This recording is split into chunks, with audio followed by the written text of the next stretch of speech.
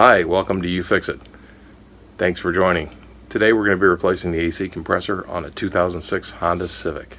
Before disconnecting any of the lines, make sure that you evacuate all of the gas out of the system.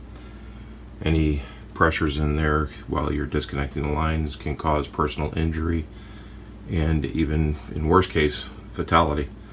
So make sure that you are very cautious and take all the safety precautions when you do these types of repairs. Okay, the first thing we're going to do is take the belt off, and we are going to put a 19 millimeter wrench, open end wrench, like this one here. It's a pretty long one, onto the 19 millimeter hexagonal shaped shaft, which attaches to the idler tensioner bearing pulley that is putting tension on the belt.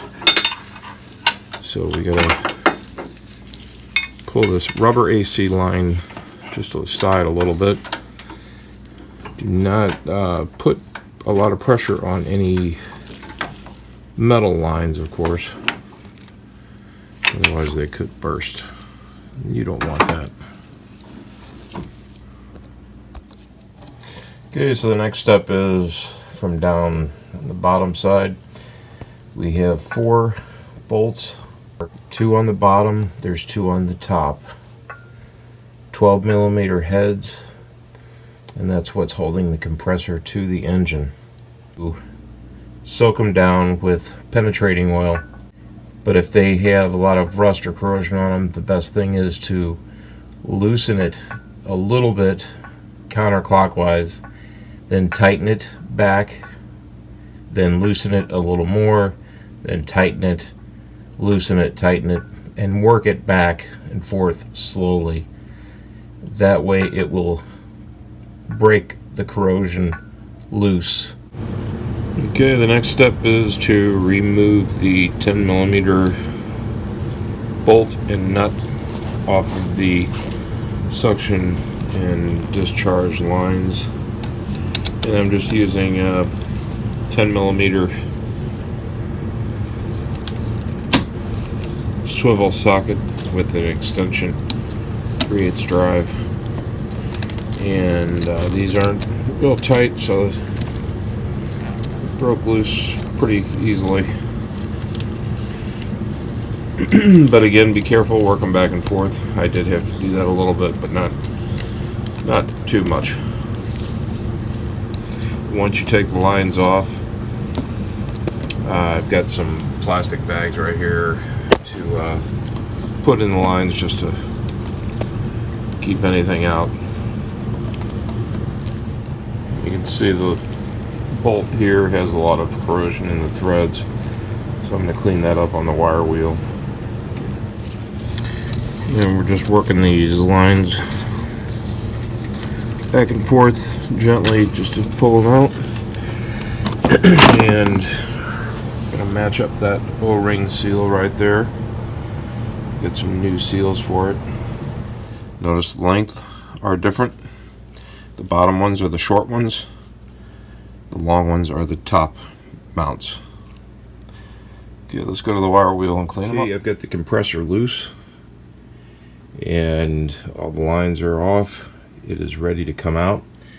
I have a couple different options of taking it out. One is to take the alternator off and the bracket underneath. It's a little bit of work getting that off, not too bad. About 5 bolts or so. The other option is the subframe underneath. You've got 3 bolts. You've got one here is one of the main bolts, one back here which is another main bolt, and then we have this smaller one right here, and that goes right up through that bracket there to the unibody. I just took that one all the way out. These are longer bolts, of course. That one there and the one in the front. And I've got an air jack positioned under the frame. And after dropping it down, I drove a wedge in between the subframe and the main frame so that it stays down. I'm not taking all of the bolts loose on this subframe, so this gives us enough flexibility to get the compressor out right there, so it's not quite as bad as pulling the alternator out.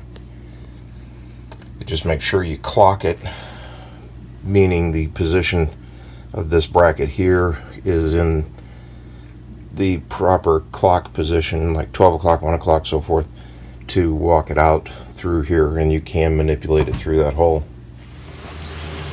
Okay, so we're going to take out the old compressor here.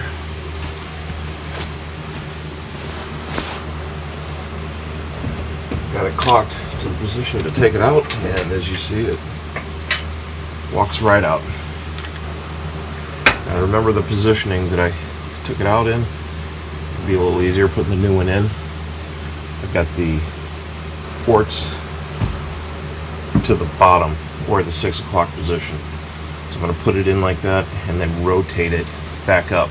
The reason why is because of all these bosses here with the bolt holes, and then this protrusion up here at the top for a bolt hole gets in the way of the frame if you got it at the wrong angle. So just little things to take note of when you take it apart. Okay, the new one's got plugs in it still for the ports, so the oil will not come out. Let's feed the wire through first.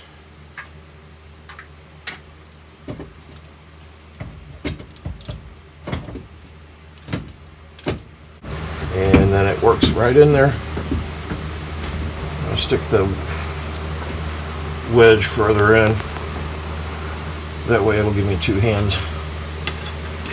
And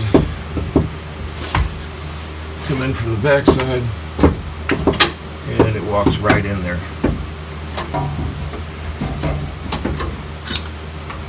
Now we're going to rotate it to the proper clocking. Make sure your wire is in the proper position as well, so it doesn't get pinched.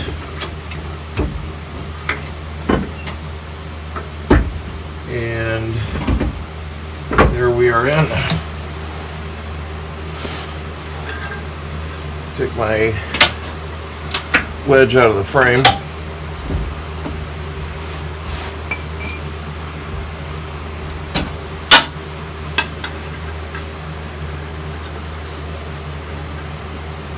And I will go ahead and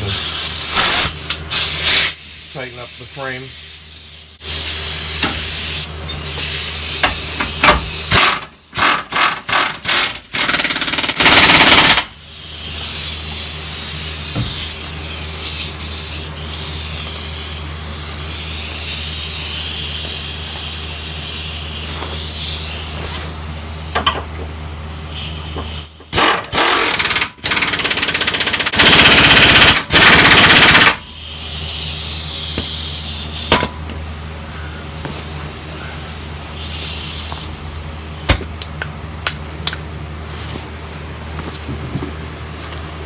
Okay, now we're going to go through the top side.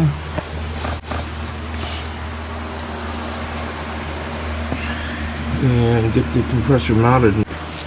Okay, I got the bolts all cleaned up. If you remember what those looked like when I took them off. Pretty nasty. So, remember the short ones go in through the bottom, and the top ones are the long ones. In the compressor, mounting them to the engine, but they are all loose.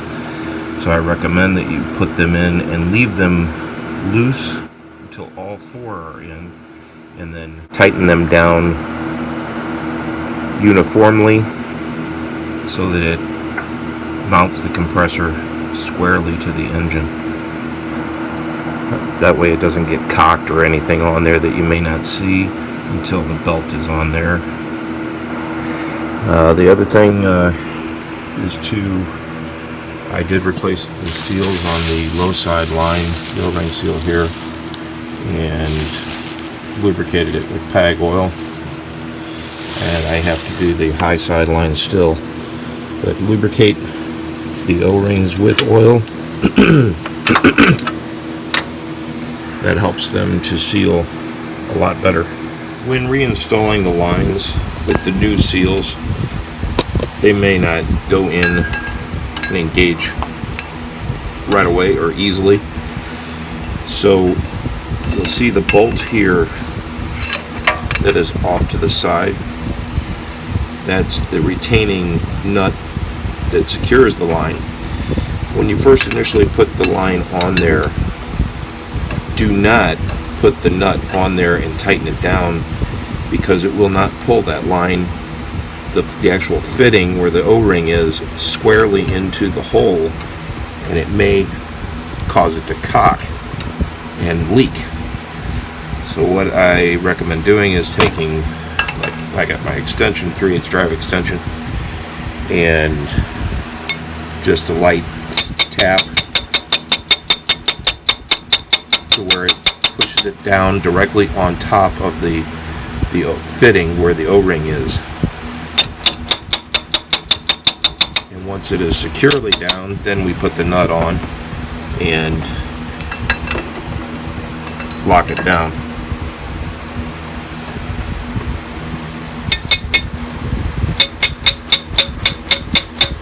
I'm only using my wrench to hammer with because it's light enough and it works, but I'm also too lazy to walk over to my toolbox and get a hammer.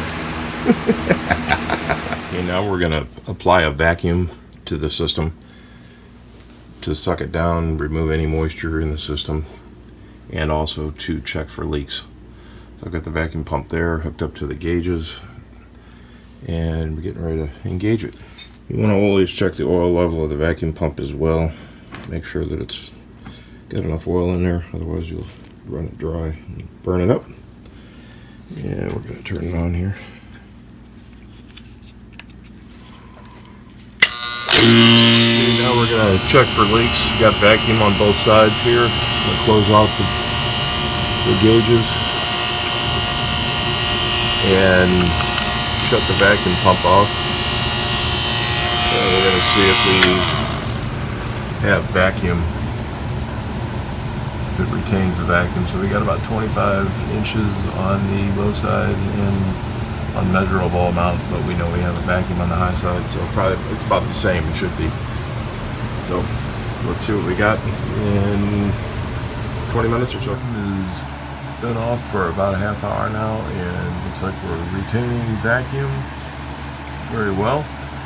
So I'm going to continue applying vacuum to it for a little while here, and then we're going to recharge it. Thank you for joining us today at YouFix It. Hope you enjoyed the video, and hopefully it helped somebody. Don't forget to hit the like and subscribe button if you liked it. Take care and have a great day.